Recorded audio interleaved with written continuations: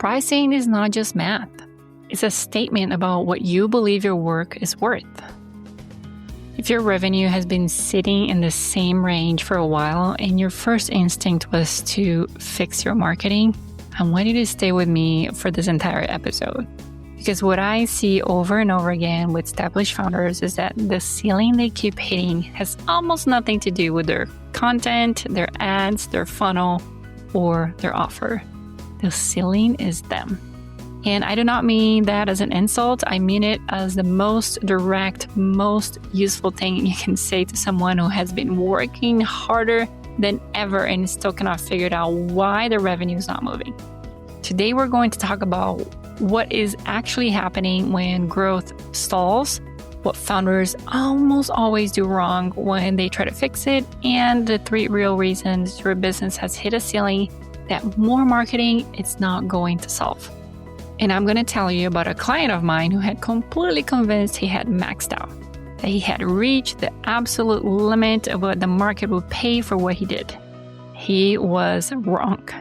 And the distance between where he was and where he ended up was not a new funnel. It was a different version of himself. So let's get into it. I wanted to start by painting a picture that I think a lot of you are going to recognize.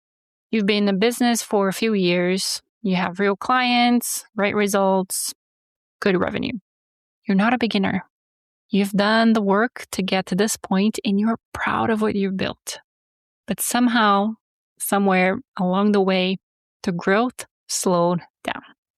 Not dramatically, not in a way that set off alarms, just gradually, quietly, the numbers stopped climbing in the way that they used to. And you are making roughly what you made last year. Maybe a little more, maybe a little less. The range feels fixed. Maybe that's not the first year that happens. Like there was an invisible ceiling you kept touching and never breaking through. So you do what every smart, ambitious founder does. You start looking at your marketing. You hire a new copywriter. You rework your content strategy. You try a different platform. You run ads. You go back to basics. You read another book about sales. You redesign your funnel. You try a new lead magnet.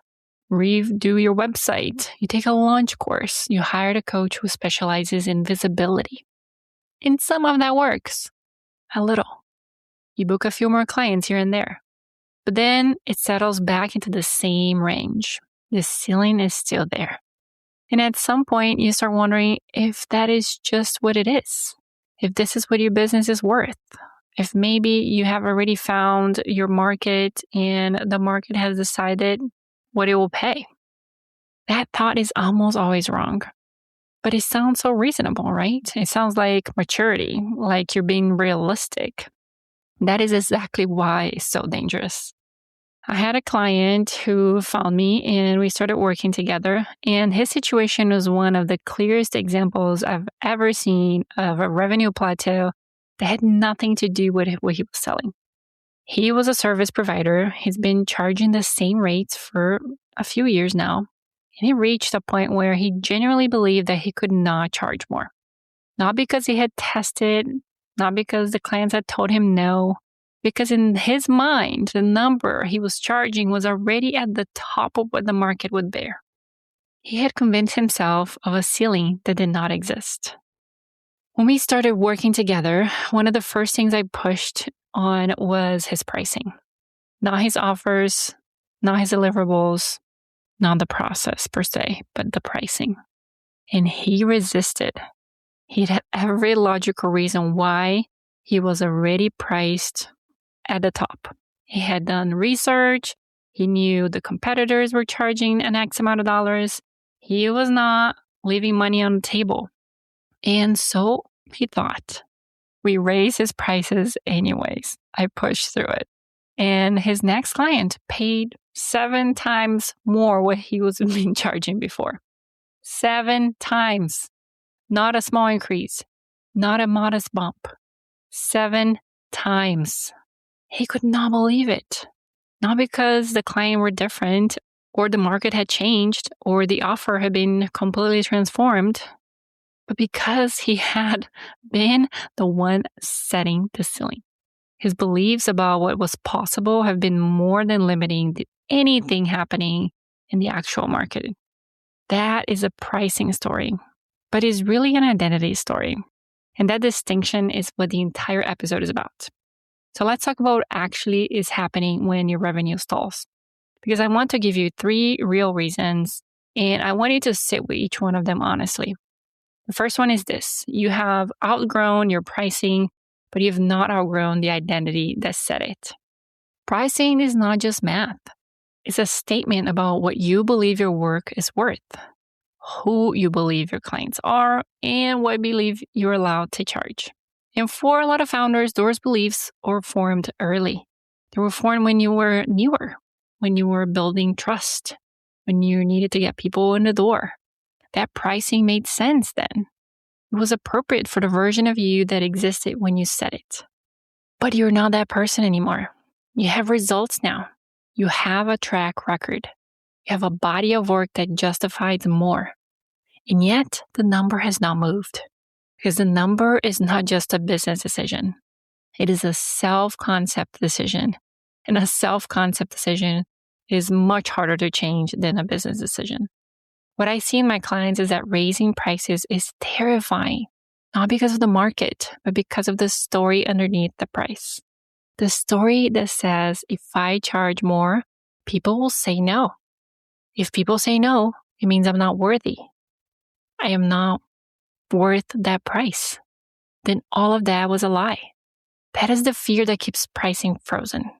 And until it addresses the identity underneath the pricing decision, the number will not move, even when all the evidence says it should. My client's ceiling was a story, one that he had told himself so many times it felt like a fact. That market didn't change. His offer slightly changed, not enough to justify that increase of a price. His story changed. And that is what unlocked the growth. Think about your own pricing right now. Not what you're charging, but what you believe you're allowed to charge. Those are often very different numbers. And the gap between them is not a market problem. It is an identity problem. The second reason revenue stalls is one I talk about a lot. And it never gets old because it's almost always present. The business is still running on you and you are at capacity. This is one that sneaks up on founders who are working incredibly hard. You're doing everything right now. You're doing everything right in theory. You're showing up, you're delivering, you're marketing. But you also become the ceiling in your own business. You can only take as many clients as you personally have time to serve. You can only grow as fast as your individual attention or energy allows. And then at some point you hit that wall. Not because there is no demand, not because the marketing is failing, but because there's physically no more of you to give. This is where most founders go back to their marketing. They think if they just generate more leads or revenue, will go up. But the problem is capacity. More leads does not help. More leads actually creates more pressure in your system that is already at its limit. You get busier. The quality starts to slip. You feel more overwhelmed and the revenue still does not move because you cannot actually fulfill more without something else breaking. The fix is not marketing. It is definitely not more marketing. The fix is structure. It is building a business that does not run entirely through you. It is delegation, systems, teams, support.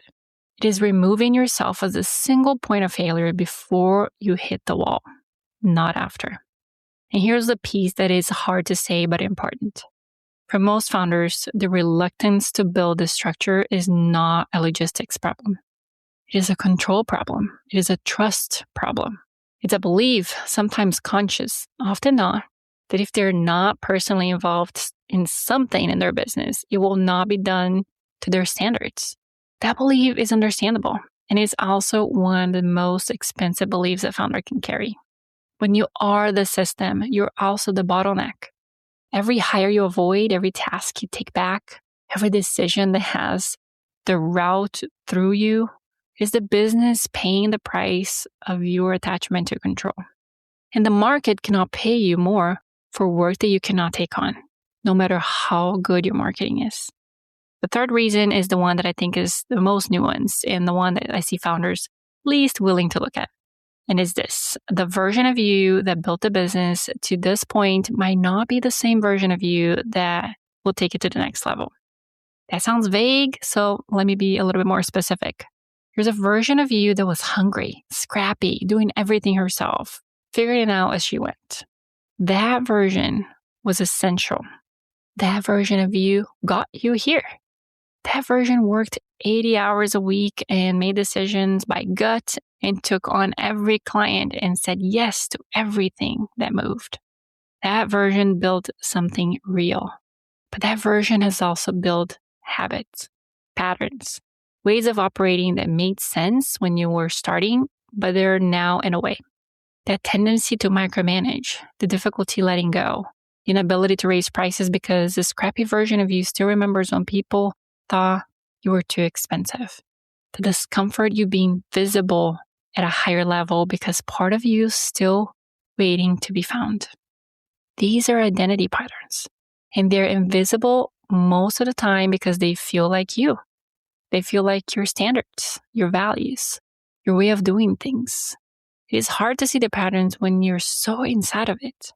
What I work on with my clients is helping them see the gap between who they are now and who the next level of their business requires them to be. Not who they need to perform as, not a persona, an actual identity that shifts. A real change in how they see themselves, what they believe that they're allowed to have, what they trust themselves and others to do. That shift does not happen from a new marketing strategy. It happens from an honest, uncomfortable work on the stories that you've been quietly running the show. The founder I told you about at the beginning of this episode did not transform his business by finding a new niche or rebending or building a better funnel. He transformed it by changing what he believed his work was worth. That belief shift changed the price. The new price attracted different clients. Different clients produced different results. Different results change his market position. It all starts with the identity. This episode is brought to you by CEO Friend, and I want to take a second to tell you why I said yes to this one. Most of the founders I work with are sharp, successful, and still making the biggest calls without anyone who truly sees the whole business at once. Your accountant sees the numbers. Your coach sees the mindset, some of the strategy. Your mentor is working from their own experience. Nobody's sitting at the intersection of all of it, challenging your thinking and telling you what to do next. This is what a real advisory board does. Most founders at our stage cannot justify the cost. CEO Friend is an AI-powered advisory board built specifically for the founder-led businesses. Finance, marketing, strategy, operations, all personalized to your business and on demand. I vetted this one before saying yes, and I think it's a strong fit for where a lot of you are right now. Try it free for the first month. You can use the code ACEOTRIAL, that's ACEOTRIAL, at ceofriend.ai/offer. The link is in the show notes for you. Go check it out. I want to talk about what this looks like in practice, because I do not want this to be a vague episode about mindset. I want it to be useful. You guys know me, I like tangible things. When a founder comes to me with a revenue plateau, the first thing I do is stop looking at the marketing. I am not interested in their funnel right now. I'm not interested in their content strategy. I want to understand three things. First, what do they believe that they're allowed to charge and why? Not what they're charging now, what they believe they're allowed to charge. Because that gap is where the ceiling usually is. Second, how much of the business runs to them personally. Not just in terms of delivering, but in terms of decisions, approvals, communication, and presence.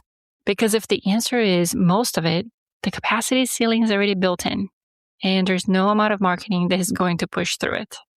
And the third is, what does the next level of this business requires from them as a leader?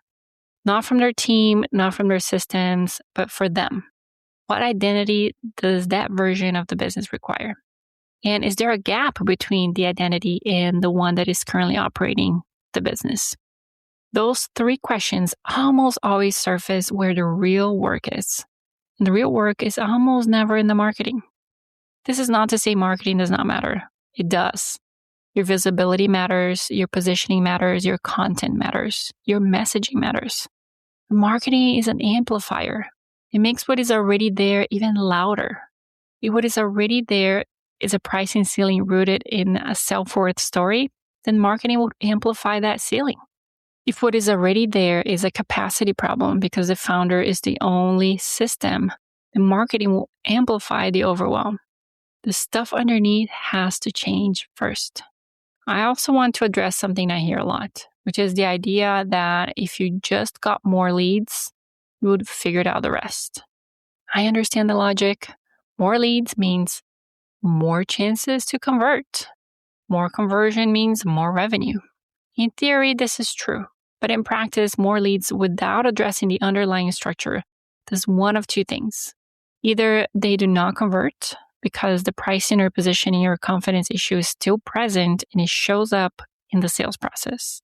Or they do convert, and now you have more clients that your system can handle, the quality drops, the experience suffers, your reputation takes a hit, and you end up in the worst position that you started.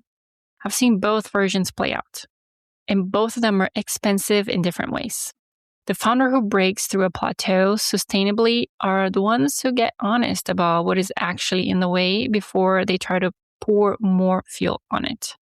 They look at the pricing, they look at capacity, they look at the identity, they look at their confidence.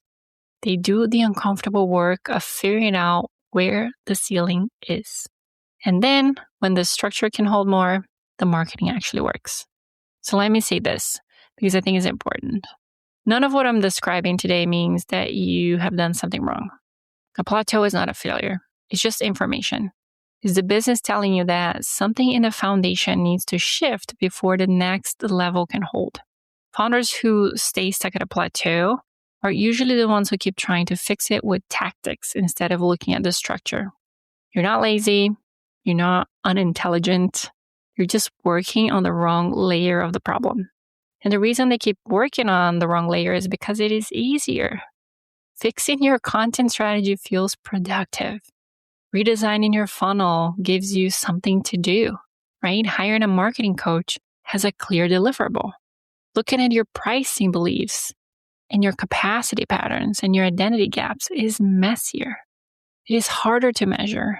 It does not come with a checklist, but it's the work that actually moves the number. A lot of times we're willing to work harder, but we're not willing to do the hard work. I've seen this in my own business. I've been at that place where the revenue was flat, and I wanted to blame the algorithm or the economy or the market. And sometimes those things are real factors, but when I got honest about it, the bigger factor was usually something inside of the business, inside of me, that I was not ready to look at. The plateau was asking me a question. And the question was not about marketing. It was about what I was willing to let go of, what I was willing to ask for, and who I was willing to become. So if you're sitting at a plateau right now, here's what I want you to do before you spend another dollar on marketing. Ask yourself the 3 questions I walked you through earlier. What do I believe I'm allowed to charge, and where did that belief come from? Is it biased on the real data, or is it a story that I've been telling myself so long that it feels like a fact? How much of my business runs through me? And if the honest answer is most of it, is that a structural problem I'm willing to solve? Or am I holding to control for reasons that have more to do with identity than quality?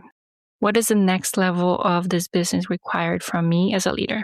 Not from my team, not from my marketing, from me. And is there a gap between that version and who I'm currently operating as? Those questions are the starting point, not a new strategy, not a bigger audience. Because the revenue plateau is not a market problem. It's not a content problem. It is almost always a founder problem. And I mean that in the most generous, most empowering way possible. Because if you are the problem, you're also the solution. You are the lever. And when you shift, the business shifts with you. Before I let you go, I wanted to tell you about something that is going to help you take what you heard today and actually do something with it. I have a free resource called the Identity Shift Guide. It is a self-diagnostic built around exactly what we talked about today. 3 sections: capacity, team, and decision-making, each one designed to help you identify what version of you is running the old show. It walks you through check-in, a diagnostic, and identity shift statement for each area. And it ends with a vision statement you write for yourself as the next version of your business. It's not a passive read, it's a tool. And if today's episode landed, this is exactly where you go next. The link is in the description and the show notes. Grab it, do the work, and be honest with yourself. That's where the shift starts. And if you do the guide and you realize the conversation is bigger than what a free resource can hold, I want to talk to you. A clarity hour with me is a simple focus session where we look at exactly where you're stuck and where the next move is. You can find that at accidentalceo.co/coaching, and I will see you in the next episode. Bye. And that's a wrap for today's episode of the Accidental CEO podcast. Thanks for hanging out with us in the world where creativity and business strategy collide.